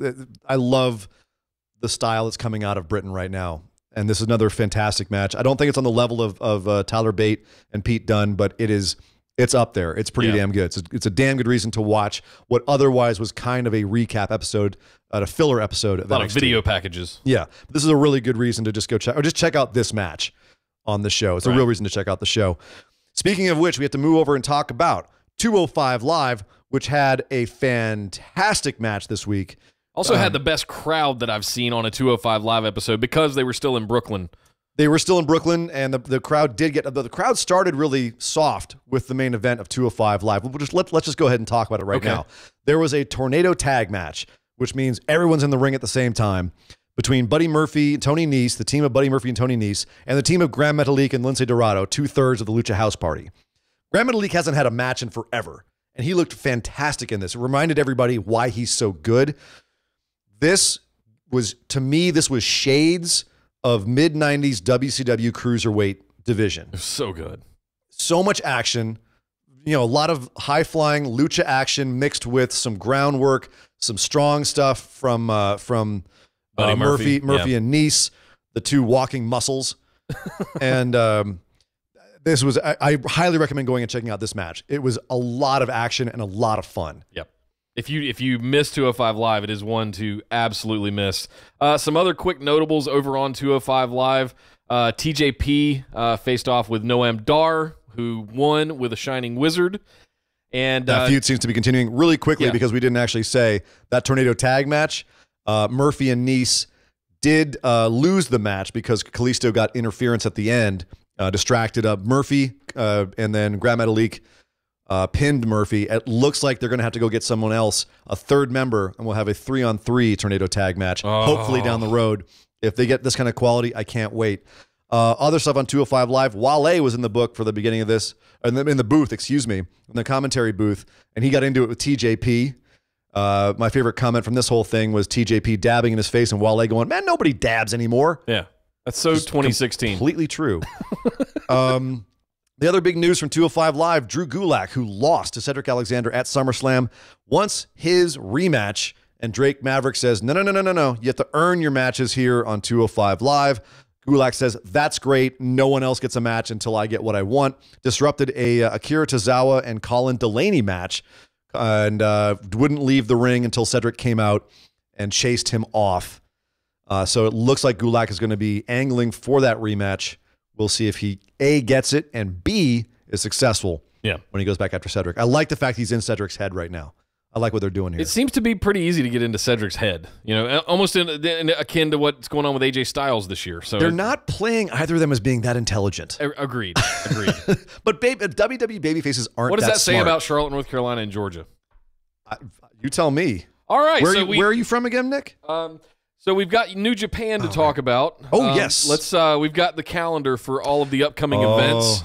And now that we're beyond the G1 Climax, we've got Tanahashi as our G1 Climax winner. Yes. We have a lot of things that came out of the G1. The great thing about the G1, if you don't watch New Japan, one of the things that they do with their tournaments is every match has meaning. Yes. If you beat somebody who's a champion in this tournament, you have the ability to challenge them for their title. So everyone who's in the tournament who is a title holder can't lose their title in the tournament, but they had the potential of down the road having matches against people that beat them. For example, Kenny Omega was beaten by Tomohiro Ishii, Kota Ibushi, and Toru Yano. Yep. So the champion of New Japan lost to 3 different people. That means all 3 of those people will probably get a title shot.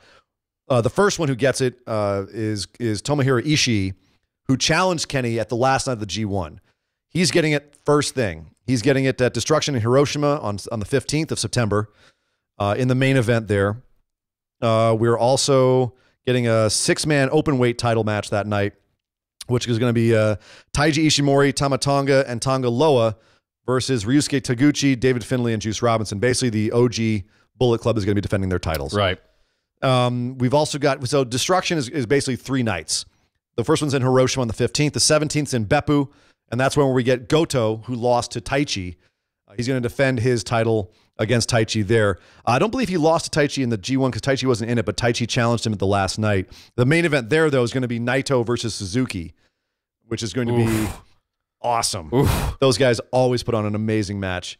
And then Kobe is going to be Tanahashi versus Okada for the option to have a title shot at the Tokyo Dome. Dun, dun, dun. Okada is challenging Tanahashi for basically his G1 briefcase.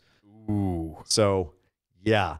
In other news, wait, they get a briefcase out of the G1? They do. It's more traditional briefcase, like just a black briefcase. I thought it was a giant, it's not a Beetlejuice looking trophy that they got. They get that too. Oh, okay. But you have a briefcase with a contract in it for Wrestle Kingdom. It's kind of like Money in the Bank. It's Money in the Bank. Okay. Except not, cartoonish and giant and plastic. Yeah. And if you're Dean Ambrose covered in mustard. Or Seth Rollins. Okay. So in other news, Hiromu Takahashi broke his neck back in San Francisco. Right. He has actually had to relinquish the junior heavyweight championship as a result, which is unfortunate. The upside is we now get a junior heavyweight tournament, which means we're going to have, let's see if I can, it's Kushida, Bushi, and then Marty Scurll and Will Ospreay are all going to be in a tournament to determine who gets that championship. All of them, I think, by the way, completely legitimate. Even Bushi. Don't at me. So at Kobe, we're getting Kushida versus Bushi. And then on September 30th, they're coming here to Long Beach, down here in the Southland, for Fighting Spirit Unleashed. That's going to be a great card. Not only do we have the semifinal, the second semifinal of the junior heavyweight title tournament with Marty Scurll versus Will Ospreay, which if you remember their last time they fought, Ospreay almost died right before WrestleMania. Right. That was a hell of a match. But we're also getting Young Bucks versus Guerrillas of Destiny, and we're getting Juice Robinson defending his U.S. title against Cody in the U.S. in Long Beach. Cannot wait for that. And then finally, the winner of Kushida and Bushi and the winner of Scurll Ospreay will face at King of Pro Wrestling on October 8th. That is your New Japan roundup. Damn. And I'm looking forward to all of those shows. We'll recap them here on the show as they happen in September and October. Nice. Very nice. I'm excited to see if all of the results that we got out of the G1 Climax kind of come to fruition over the next few months before we get back to January and Wrestle Kingdom, before we get to that one match. So it's what is your perspective on, do you think Toru Yanu's going to beat Kenny Omega? No. Do you think Ishii has a shot at beating Omega to take that to Wrestle Kingdom? I think Ishii and Omega have a shot at making the match of the year because they always have amazing matches. Yeah. I don't think Ishii's taking it from him. I think Omega's holding this all the way through. Omega and Tanahashi at Wrestle Kingdom. You know, Tanahashi is having a massive resurgence right now, and they've done a really good job of building him back up after tearing him down. I could see it being Omega Tanahashi at Wrestle Kingdom, especially if Omega, as rumored, jumps ship to WWE, which could happen because that's right around then when his contract is up. Oh, boy. So, and it would make sense to have it back on the ace of New Japan at that point. So, yeah, they could swerve us, but at the same time, I expect Omega to hold it all the way to Wrestle Kingdom. Yeah, I hope Daryl is taking very good care of Hiromu. That's all I'll say in closing. Well, Daryl has a history of he knows how to recover from horrific injuries. Yeah. So Bad Luck Fale, he had a very bad G1 last year. Yes, he if did. I remember correctly. Yes. Daryl was had a bad time last had a bad time last year. Oh man, good thing cats have 9 lives. Moving over, let's talk about Lucha Underground. We had a really violent week this week. Lucha Underground, it's really dark this season. It's kind of messed up. It's really people have died every week this season. They've died every week. In Lucha Underground, though. Crazy. So I have not because it's I buy it on iTunes and it just came out last night, or it came out at like 3 a.m. Yes. I have not watched last night's episode yet, but spoil away. If you gonna watch the shit out want of it. Unprotected chair shots to the head, if you want blood, if you want actual murder with a pen, it all happened this week. Oh my god. Yeah, it was crazy. I have a feeling like they mistimed this, like they thought this was going to come out closer to Halloween, like closer to October, because they had a haunted house match, which was set up last week, the Mac versus Mil Muertes. And the Mac has been terrified of Mil for a while, with good reason, because Mil is freaking terrifying. Because it's Mil Muertes, you know? And he's goddamn terrifying. Basically, this is a cage match, just with implements of destruction all around the ring, and like a table that had boo written on it, a table that had spooky written on it. It was kind of goofy, but then there was also, knives. And the match ended with Mil Muertes giving a reverse flatliner off the top rope through a table to the Mac. Yeah, kind of insane. You'd think that would be the biggest thing I'm talking about this week on Lucha Underground, aside from Ricky Mundo killing a guy with a pen, as I just mentioned. But no, there was a match between Pentagon Dark and Cage, which they've been building for a couple of weeks, which was absolute insanity. Absolute insanity. Wow. Just complete violence. Like I said, unprotected chair shots. Pentagon broke both of Cage's arms, snapped both of his arms, and then hit him in the head with a cinder block to win the match. Dear Lord. Well, I mean, if there's anybody that can take a cinder block to the head, it's Cage. True. I still remember one of the first matches I ever saw Lucha Underground was Cage versus the Mac at Ultima Lucha Uno, and Cage stomped Mac's head through a cinder block, and that's when I knew I loved the show. So looks like a little bit of retribution for Cage, but Lucha Underground staying loco, man, staying crazy. That show is nuts, and it's available on iTunes. You can download it, or you can see it on the El Rey Network every Wednesday. Well, let's get to some listener questions to round out the show here. We got quite a few this week. Yes, so if you wanted to leave some room. What's the best way people can get us listener questions, Dave? Absolutely. Patreon.com/BWO. Sign up for that bottom $5 tier. That gets you a copy of the show notes and you access to send us listener questions every week for this segment. Yep. Also, if you're in the live stream, throw a question out there. We'll try and get to it if we have enough time. So let's start off, man. Rule Sheerans looks like he has a couple of questions here. I haven't actually looked through the questions yet, so I'm not exactly sure. Yeah, I'll rattle them off for you. So the Gargano versus Ciampa fight was really interesting, but to him, he said it feels like Star Wars, where Gargano is turning to the dark side of the Force. Absolutely. Right? Absolutely. With his happy face becoming the Venom, like a Venom happy face? Absolutely. Gargano, on the other hand, uses his rage and his anger trying to beat Ciampa, but in the meanwhile, he's turning away from the things that he loves most. Mm-hmm. He says, I wouldn't be surprised if the next time we see Gargano, he'll wear a knee brace just like Ciampa. Ooh, essentially he turning his knee into the thing he hates the most. Oh, I love it. How do you... I thought... I wanted to read... Sorry for reading all of that. But it's that's good storytelling, Rule. That's great. Yeah, so I love that turning into the thing he hates the most is absolutely what's going on with Gargano right now. So if he comes out in a knee brace, that's meta. That's next level shit. Because he did just hurt his knee, right? Yes, and it's Ciampa's right knee is the injured one too, right? And that's the one that Johnny injured. Yep. So it makes total sense. I actually, it's funny, I hadn't put that together. Nope, me either. That's a really good point. Where do I see this How do we view this feud, and how do you see it evolve? Well, first and foremost, like we said last week, or on our recap show, it's time to let it breathe. Let it stop. Let Johnny go away for a while. Let it breathe. Let Ciampa be a champ and defend his championship against somebody else. How much deeper does Johnny fall is the question before he starts getting redeemed. Like, how much more does he have to become, as he says here, the thing that he hates? Because we have seen that trajectory so far where Johnny has given in to anger and gone to the dark side of the Force. Yeah. And I wonder what's his bottom. You know what I mean? Where is his? I don't think we've even seen anything close to it yet. He could totally rock bottom. There was a point where last year, face Roderick Strong kept coming out and trying to pursue Bobby Roode when he was champion, and he just could not ever get over the hump. And it's not quite to the caliber that this is, but there was just constantly. And I remember not liking the fact that Roderick Strong just kept coming and kept coming and kept coming, and we didn't give it time. Well, you were breathe. Not a big fan of face Strong. Let's call a spade a spade. We don't need to go down that rabbit hole. But what I'm getting at here is that I agree with you. I think it needs time to breathe. Otherwise, we end up with that all over again, and it just kind of starts to get annoying every week. Whereas this, you could bring back in Lars Sullivan and let him deal. Let's figure out who beat up Alistair. We've got plenty of stuff to do. There's tons of other stuff to do. Yep. We're getting tag team stuff with the War Raiders coming up. So there's all kinds of stuff we could be doing. Right. We have to deal with the Wall Waiters. Wall Waiters. Absolutely. So great read rule. I did not even put that. Wall Waiters want our champions. Put that together. He also added another one that I wanted to read off here real quick. Becky Lynch. Looks like we have a reverse Roman Reigns situation on our hands. That's something that I hadn't really put together either. Great worker, looks good, everyone loves her, yet WWE decided that we have to hate her. Oh, man. He's going to trigger me again. Yep. Add to that the unbelievable, clumsy way they tried to turn her heel on SummerSlam. Is it a case of what WWE gives us what we need, not what we want, or is this all wacky billionaire?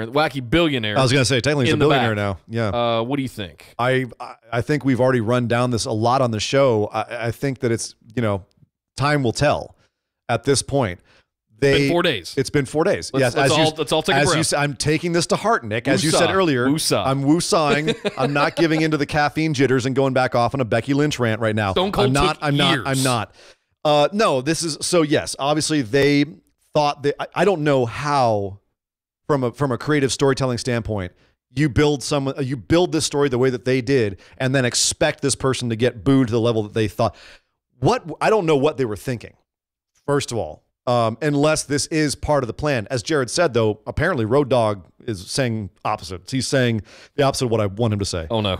Which is that, no, they really think they're going to get Becky heel. Don't do it, Road Dogg. Come on, man. How can you write this story the way that they wrote the story and expect the heel turn that you apparently... I'm getting fired up again, man. Yes, and I think it is a case of that. This could be the reverse Roman Reigns syndrome, this bullheaded stubbornness where you're going to do this. You're going to give us this reaction, by God. We're going to tell the story we want to tell, and not the joy of WWE, the joy of professional wrestling is the interaction with the audience, that the feeding off of what they're giving you, being able to tell that story in the ring and adjust accordingly to the reaction that you get. And any professional wrestler worth their salt will tell you that, they love to be in the ring and get that feeling from the crowd that lets them know they're doing something that is affecting the crowd in the way that they want them to be affected, right? That's what you want. Yeah. And if you're given this cold, hard script, you need to go out and do this. It doesn't give you the ability to turn that thing around into the reaction that you're getting live. If you're just making a TV show, I love to go back to the use of the Walking Dead, for example, because Vince was the one who brought it up as one of the shows he's in competition with. Yeah. That's Vince's comparison, not mine. Well, not for much longer. But exactly, because the Walking Dead isn't giving people what they want. No, it's dying. But everyone's also dying. The lead guy's leaving. That's what I mean. Yeah. But it's also because the ratings are falling. Sure. But that you don't have the live interaction with that as much as you do WWE, where you have the audience right there telling you what they want and what they don't want. You know what I mean? So with Becky Lynch, you've got to seriously have some horse blinders on to not see what is happening here. Well, saying in this vein, I want to go to our next question from Bebosh. He says that only way that he's going to boo her, meaning Becky, is if she somehow endorses Roman Reigns. Or maybe even then she might make me cheer Reigns, then get herself booed. Huh. Do you think face Strowman is going to team up with heel Dolph and Drew McIntyre now? I don't see Strowman going heel. He's too over. He's just Way too over. Way too over. That would be even, I think, almost even worse than a Becky heel turn. Because at least a Becky heel turn, I see some positives to it, and I see ways that they can make it work. So the Strowman heel turn right now would be crazy. It would be absolutely crazy to do that. You couldn't do it. It would be another situation but they're not going to boo Braun Strowman. Yeah, I like his, what would it take to make people boo Becky? Yeah. Like I was saying earlier, kick a puppy. And even then, they might be like, well, the puppy had it coming. Oh. That puppy had it coming, man. I mean, that puppy got in her way. Maybe that puppy really liked Charlotte or something. That's all right. Ask Big Cass how tearing down a little person went for him. All right, let's move on. Big Cass is not Becky Lynch. Fair. Ryan Rugani asked, who do you think is next to challenge for the U.S. title? I honestly am not sure what face they have to challenge. Yeah. You know me, I want almost every title. Amen to that. Who do you think is next in line? Amen to that. That's one thing I was saying when we were on our SmackDown segment. I don't know. Do they have to call up EC3 for this? Who else do they have that's a face on SmackDown that they can have? I almost said Bobby Roode, but he's moved to Raw. Is Rusev ending his feud with Almas and then going to move to the U.S. title again against Nakamura? I mean, they had some stuff earlier this year, but again, who else do they have now? If Knox stays heel, then yeah. I mean, if you put Rusev over as a face, then I'm trying to run down the roster, faction in. The current Rusev roster of SmackDown, and aside from a newly faced Rusev, who else do they have? I don't know. I don't know, Ryan. Good question, man. That's something I'm gonna have to ruminate on a little bit. He also asked, with Eric Rowan hurt and Jeff Hardy taking time to heal, is it time for a Wyatt family reunion? We were talking about this a little bit earlier. Yep. Can you imagine all those singles matches that they would be able to do too if we had Wyatt family versus Shield, for example? He says he really just wants Harper to finally get his singles push. Amen. Amen. We all have. Just too busy. We were hoping he would get it before he became the freaking World of Warcraft cosplayers. But yeah, I would love to Harper get his singles push, but there's so many heels already on SmackDown. Yep. Like we were just saying, we don't even have a face to go for the U.S. title definitively. And for the Wyatt family to reunite, one of them's going to have to switch brands, which is not hard to do. You do a quick trade. I could see Bray and Harper coming back together on SmackDown. It'd probably be the best thing for Bray right now. He needs a massive career rehab and overhaul. I don't know how that would work with the fact that he was reincarnated as a face in the Lake of Reincarnation. But hey, man, kayfabe. But yeah, I don't know. I had completely wiped that from my memory until you just brought it back. He was attacked by the mower of lawns. The mower of lawns. But I almost bought that T-shirt. That's really good. Was in his hands. Yeah. But yeah, I don't know. I don't know what happens next with Harper. I don't know what happens next with Bray. I don't know if we get a Wyatt family reunion. I personally think keep Wyatt away from Harper. Let Harper be his own thing. That would be my preference. I could totally see Bray coming over to SmackDown as a surprise. Maybe Harper gets into a handicap situation with the New Day with Eric Rowan being out, but Wyatt comes in as a surprise and teams up. I could see something like that, and it would work. I think it would work. I think you introduce with the Bludgeon Brothers out, it would be a replacement. But then does Wyatt become another Bludgeon Brother? I don't think the Bludgeon Brothers. The Bludgeon Brothers become a thing, an extension of the Wyatt family. All right, well, moving on. I don't know. Moving on. Let's get to the last question here. Yeah. Tim finally had asked, how long before we can be done with Roman as a face champ? Turn him heel or get him off my TV, please, God. It's gonna be a minute. I've never heard that opinion before. Okay. By anybody. I've never heard anyone say I'm sick of Roman Reigns. No. I've never heard anybody say I'm so bored with Roman Reigns.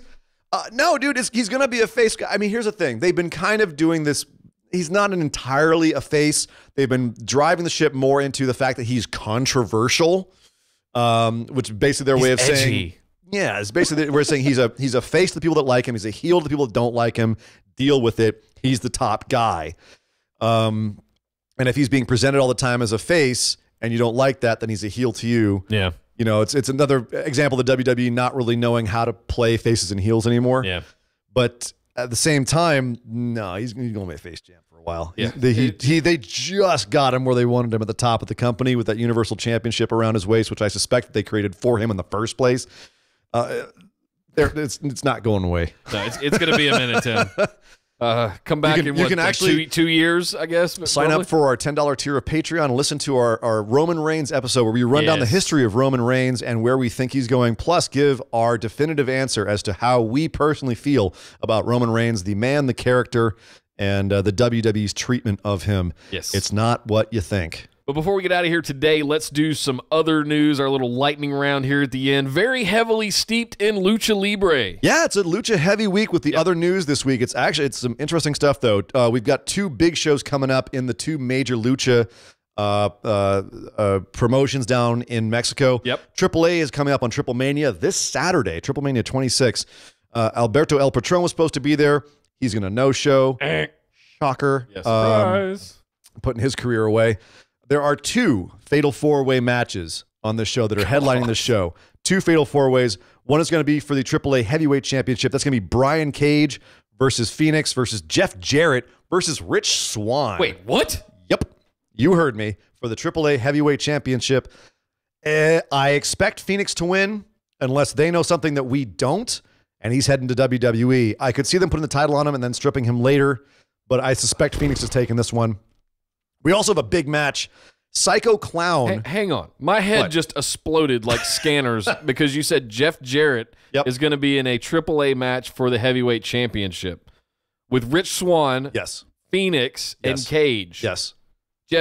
This is not some other guy named Jeff Jarrett. This is Jeff Jarrett. This is Slapnuts, Jeff Jarrett. Yep. Okay.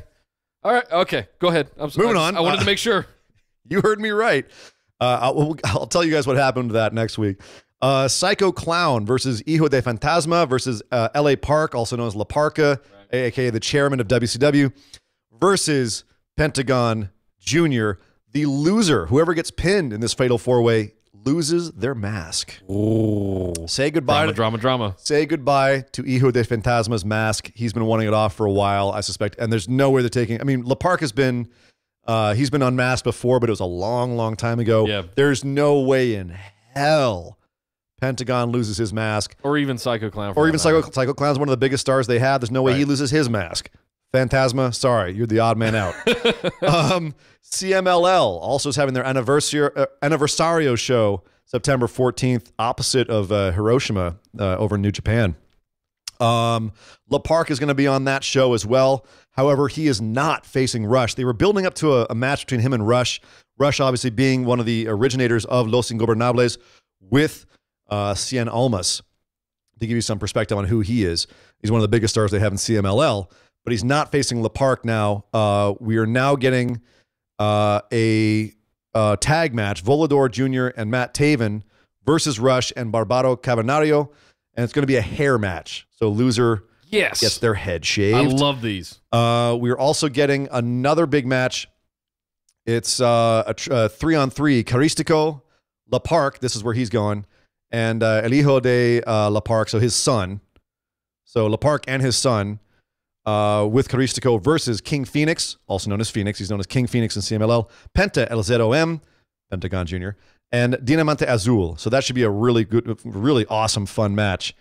And then the CMLL World Trios titles are on the line. Ultimo Guerrero, Gran Guerrero, and Euphoria versus Cyber, the main man, the Chris, and Charlie Rockstar. So that's going to be an awesome show, and I'll run that down next week. In other Lucha news, Villano Tres passed away. His real name, Arturo Diaz Mendoza. He passed away at 66 years old due to just buildup of wrestling injuries. If you don't know who that is, let me give him a quick rundown because he is actually a major figure in Lucha history. He was a UWA, United Wrestling Alliance star in the 70s and 80s. He was a 7-time WWF light heavyweight champ. The first time he won it, he defeated Pero Aguayo for 140 days reign, and then his second reign was 826 days after he beat Gran Hamada. Wow. He defended it all across the UWA and New Japan. One of his most famous feuds was with the Pegasus Kid in 1990-1991. At the end of that feud, he was in something like 58 mask matches, like loser loses his mask, and he never lost it. Wow. In 58 matches until the year 2000. He lost it to Atlantis in one of the greatest lucha matches of all time. It was an amazing match. Look it up on YouTube. Atlantis versus Villano Tres. But so yeah, he had a match against Pegasus Kid for the mask. Pegasus Kid was forced to unmask after losing to Villano Tres. Turned out Pegasus Kid was Chris Benoit. Ta-da. So rest in peace, Villano Tres, one of the greatest luchadors of all time. In other news, back to America, Jerry Lawler has some questions about his son Bryan Christopher's death. Apparently, some things are not adding up with what the jail is saying happened. Apparently, Christopher got into a fight with another member, another jail inmate earlier in the day, and then there's like just this gap of time between them when that fight happened and they found him hanging in his cell. And Lawler had apparently had a 15-minute conversation with him in the morning, and he sounded fine, nothing out of the ordinary, nothing weird. So something fishy. Dun, dun, dun. According to Jerry, there's something fishy going on here. Not everything's adding up. Some eyewitnesses are saying things are different than the sheriff's department's official story. So more on that as we find out. Also, Jericho says he's now down to work in the USA. Remember before he was saying he didn't want to screw with Vince? He only wanted to work overseas. Oh, well, I guess he got a big check. Well, if a check comes along, there's rumors he's gonna go to Impact. Fine. He's friends with Don Callis. Jericho's fans can do anything, as far as I'm concerned.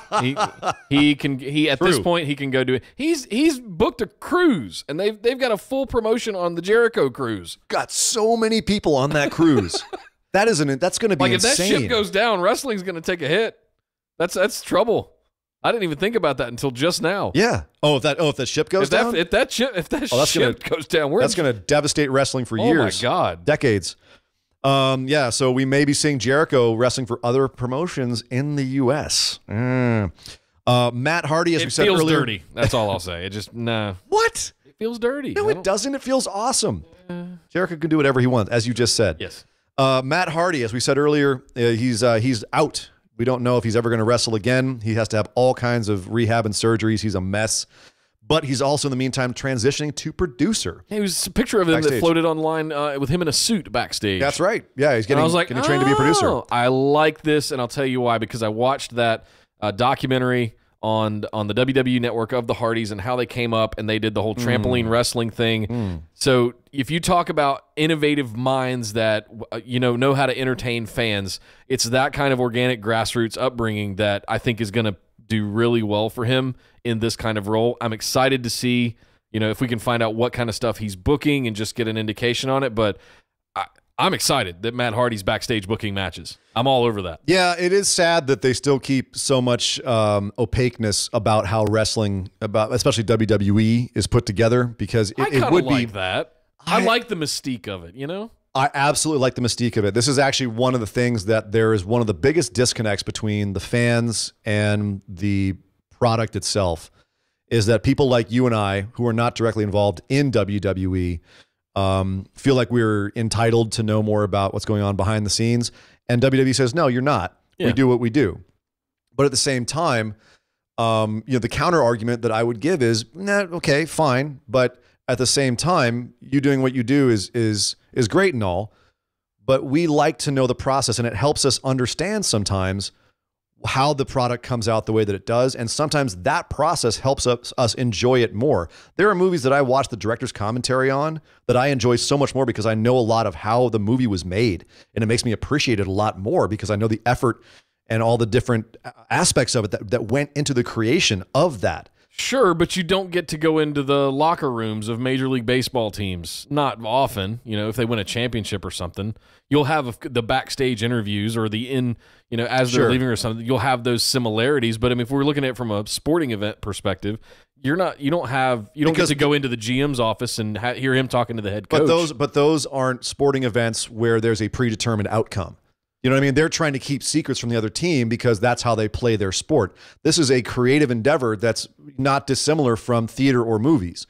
more so than it is actually. It's the imitation of a professional sport, but it's not actually a sport in the way where you have to keep trade secrets from other teams. So I actually discount that.